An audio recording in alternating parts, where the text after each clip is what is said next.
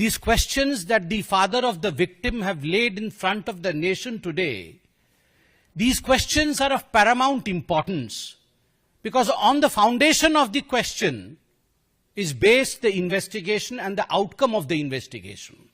Question number 1, पहला प्रश्न, और पिता पूछते हैं कि जब मेरी बेटी की बॉडी वहां हमारे घर में रखी हुई थी, उस समय डीसी, डिस्ट्रिक्ट कलेक्टर नॉर्थ, उन्होंने मुझे एक कोने में बुलाया और कोने में ले जाकर मुझे कुछ पैसे देने की कोशिश की।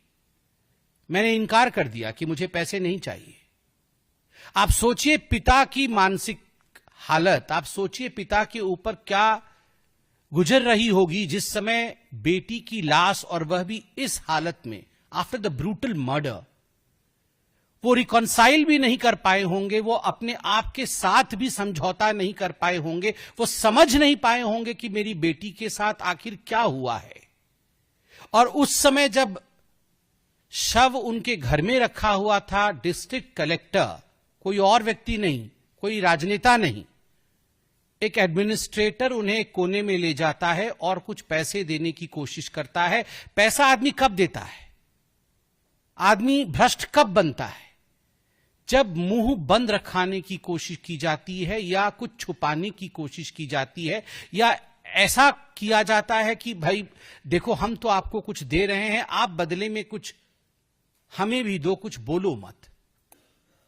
ऐसा क्या था कि ममता सरकार ने डीसी को भेजा पैसे के साथ कि आप जाइए, और जब शव घर में रखा हुआ है उस समय उनके माता पिता को खरीदने की कोशिश करिए। We want the answer to this specific question raised by the father of the victim. What was it that the administration was trying to throw under the carpet by paying bribe and money to the parents of the victim? प्रश्न number 2, पिता पूछते हैं और कहते हैं कि police को लगभग 10:10 सुबह यह मालूम पड़ गया 10 तारीख अगस्त को कि मेरी बेटी की हत्या हो चुकी है, मेरी बेटी अब इस दुनिया में नहीं है। शव बरामद हो चुका था 10:10 10 तारीख को, मगर मृत्यु उससे बहुत समय पहले हो चुका था। She was dead quite early. It was discovered by the police at 10:10 AM। हमें 11 बजे बोला गया कि सुइसाइड किया है आपकी बेटी ने, आधे घंटे के बाद। और जब हम हॉस्पिटल पहुंचते हैं तो हमें उस सेमिनार कमरे के बाहर जहां हत्या हुई थी, जहां शव था, उसके बाहर 3.5 घंटे इंतजार कराया गया। We were forced to wait for 3.5 hours।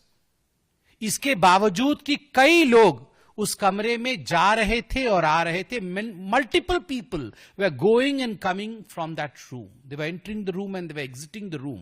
But parents के लिए आप जरा सोच के देखिए, एक माता पिता के ऊपर क्या गुजरती है जब उनको पता है कि मेरी बेटी या बेटा का शव इस कमरे के अंदर है, और वो 3.5 घंटे बाहर इंतजार करते हैं केवल और केवल उसे देखने के लिए। और पुलिस उसे अंदर नहीं छोड़ती है, उन्हें रोक के रखती है।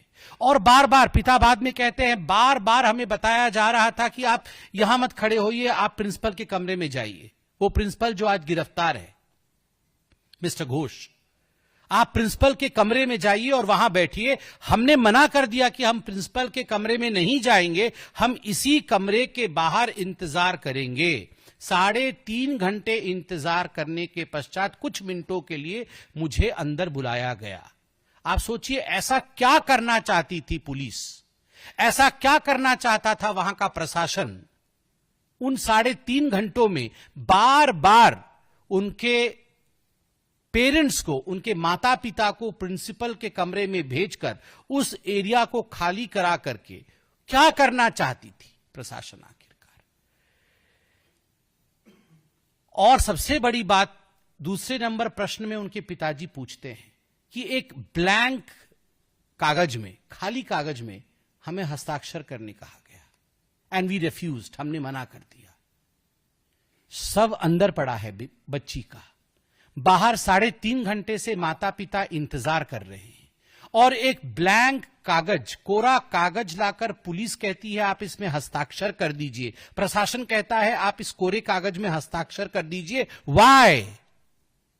ये 21st सेंचुरी है, पढ़े लिखे माता पिता हैं, मैं तो कहता हूं पढ़े लिखे ना भी हो, आप बैठे हैं, मीडिया बैठी है, जागरूक संसार है, उसके बावजूद look at the audacity of the administration and the police officials to demand a signature from the father on a blank paper.